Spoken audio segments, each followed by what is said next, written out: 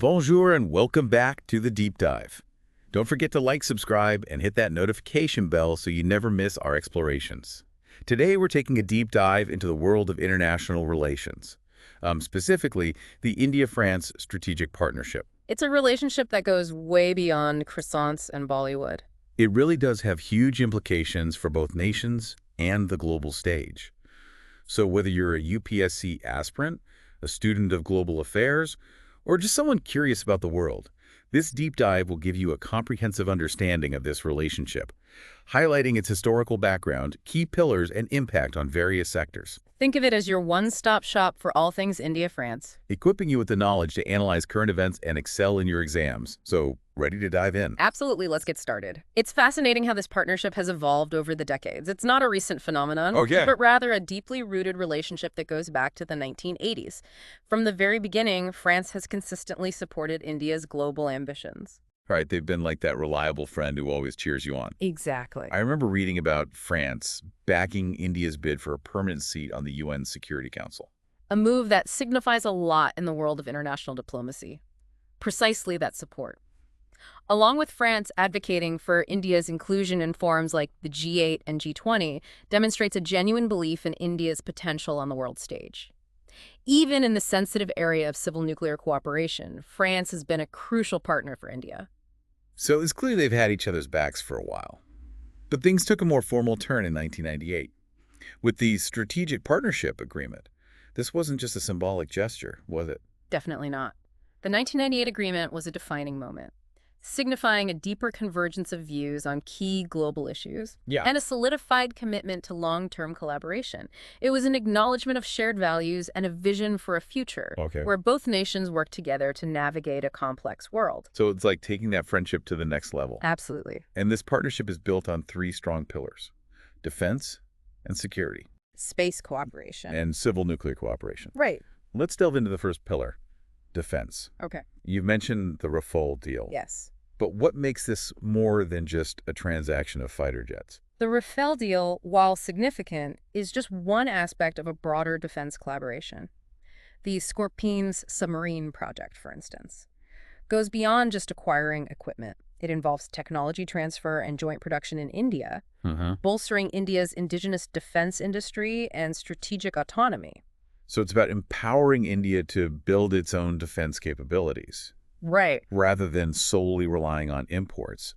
That's a crucial aspect for any nation striving for self-reliance. Absolutely crucial. And there's also the Mutual Logistics Support Agreement, right? Yes. The MLSA allows Indian naval vessels access to French bases, expanding India's operational reach and presence in the Indo-Pacific region. It's a practical demonstration of how this partnership translates into tangible benefits for India's maritime strategy. Imagine it like this. If you're on a long road trip, wouldn't it be great to have access to a friend's house along the way? Oh, yeah. For a rest stop and supplies. The MLSA provides that kind of strategic advantage. I like that analogy. For India's Navy. It's a great analogy, and this strategic depth is particularly relevant in the context of the Indo-Pacific, where maritime security is becoming increasingly important. Absolutely. Now let's shift gears and talk about space cooperation. Okay. A field where this partnership is really reaching for the stars.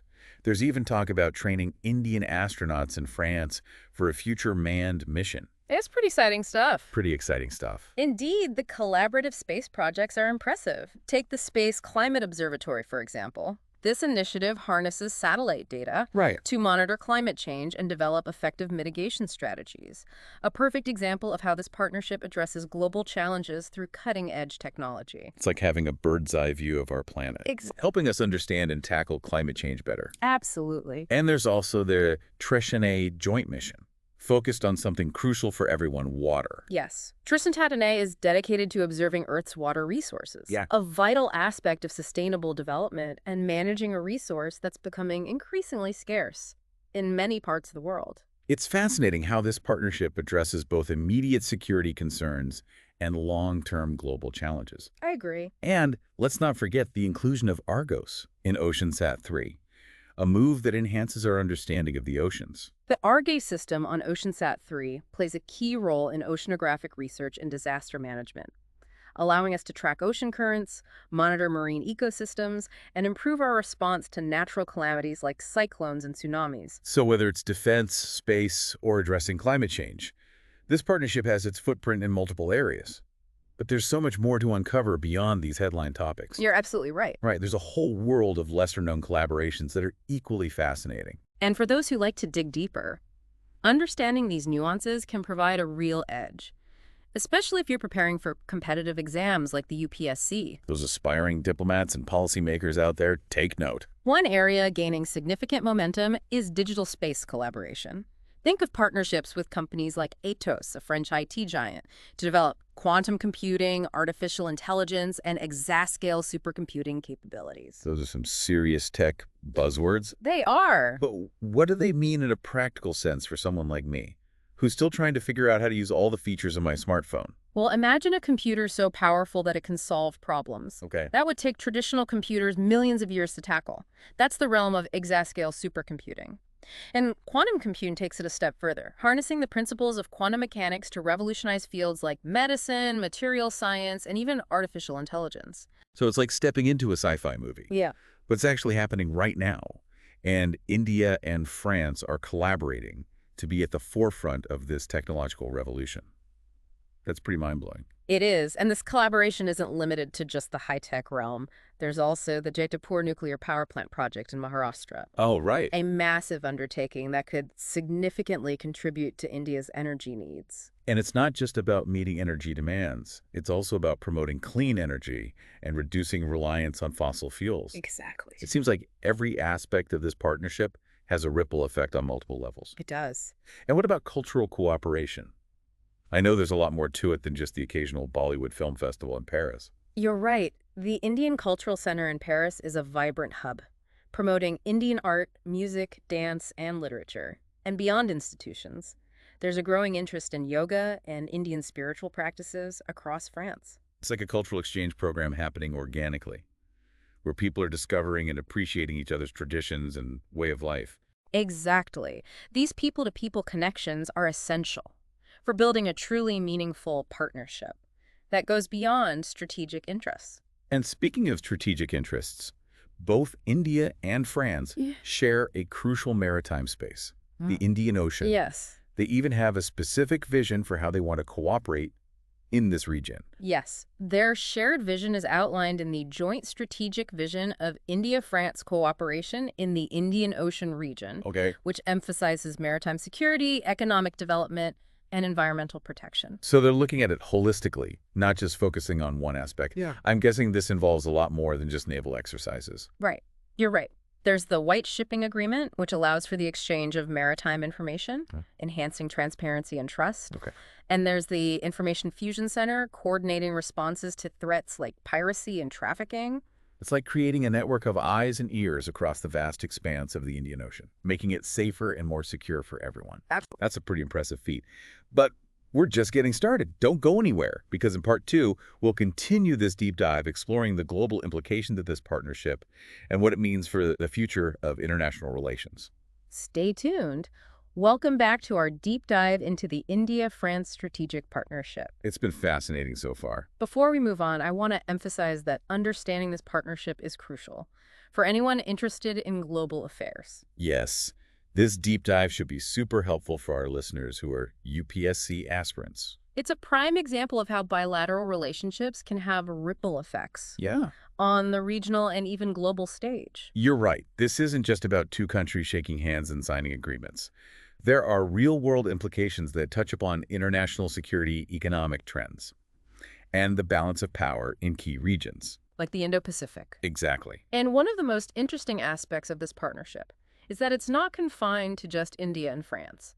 It has implications for the global order as a whole. Now that you mention it, I recall reading about their joint call for reforms in the UN Security Council, Right. a body that plays a huge role in maintaining international peace and security. What's the significance of this joint stance? Their call for UNSC reforms reflects a shared commitment to a more inclusive and representative global governance structure. They're advocating for a system that gives a greater voice to emerging powers. Like India. like India, recognizing the shifting dynamics of the 21st century. So it's about acknowledging that the world has changed, Mhm.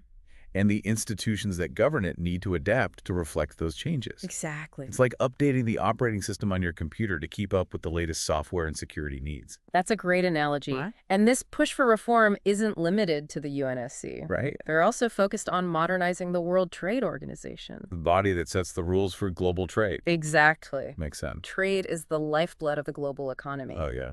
And with rising protectionism and trade wars, a strong and effective WTO is more important than ever. Absolutely. Both India and France believe in a rule-based, multilateral trading system that ensures fairness and transparency for all nations. Okay. They see this partnership as a way to strengthen the WTO and safeguard the principles of free and open trade.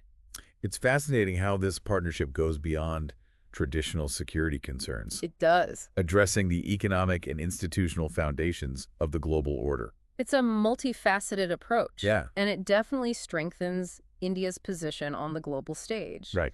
This partnership provides India with a platform to amplify its voice and influence global decision-making processes. So it's like having a strong ally in your corner Exactly. when you're trying to make your voice heard in a crowded room. Precisely. And this is where the strategic significance of the partnership becomes really clear. For India, France offers a valuable counterbalance in its relationships with other major powers. So interesting. It provides more options and flexibility in India's foreign policy. So it's like diversifying your investment portfolio to manage risk. Exactly. You don't want to put all your eggs in one basket. And for France, this partnership provides a gateway to a rapidly growing economy and a key player in the Indo-Pacific region. It's a strategic move for both countries, driven by mutual benefits and a shared vision for the future. It sounds like a classic win-win situation. Right. But, as we all know, no relationship is without its challenges. This is true. What are some of the hurdles that the India-France partnership needs to overcome? Well, despite the strong political will and strategic convergence, business ties between India and France remain relatively weak compared to India's economic relationships with other European countries. That's surprising. It is. Considering the potential for collaboration in sectors like technology, renewable energy, and infrastructure, what are some of the factors behind this lag in economic engagement? There are a few factors at play. Okay. Some point to bureaucratic hurdles and differences in business cultures. Others highlight the need for more initiatives to promote investment and encourage joint ventures between Indian and French companies. It sounds like there's a lot of untapped potential waiting to be unlocked. Absolutely. And it's not just about big businesses, right? Yeah.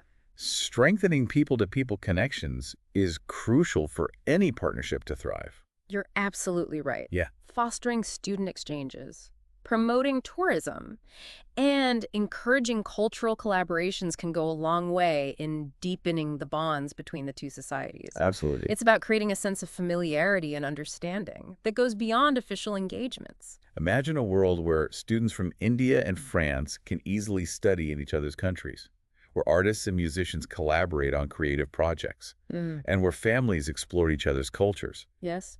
through travel and exchange programs.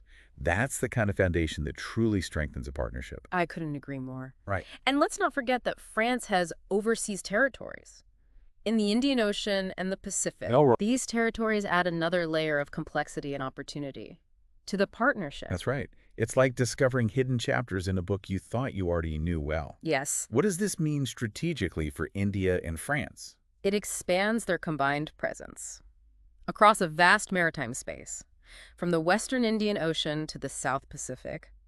This provides a unique perspective and leverage in addressing regional security challenges like maritime piracy, Right? illegal fishing, and even disaster response. So it's not just about military might, Yeah. but also about being able to respond to a range of issues in a coordinated way. It's like having a team of experts Yes. with diverse skills working together to solve a complex problem. Precisely. Right. And this ability to project their influence across a wider geographical area also enhances their ability to contribute to global security and stability. This partnership seems to be going from strength to strength. It does. As we wrap up this part of our deep dive, what are some key takeaways for our listeners? Well, first and foremost, This is a testament to the enduring nature of strategic partnerships, Yeah. built on shared values and a long-term vision. It's a prime example of how two countries with distinct histories and cultures Right.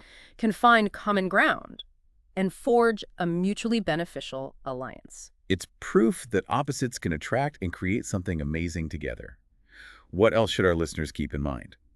It's fascinating how nations can come together to tackle complex challenges from maritime security to global trade.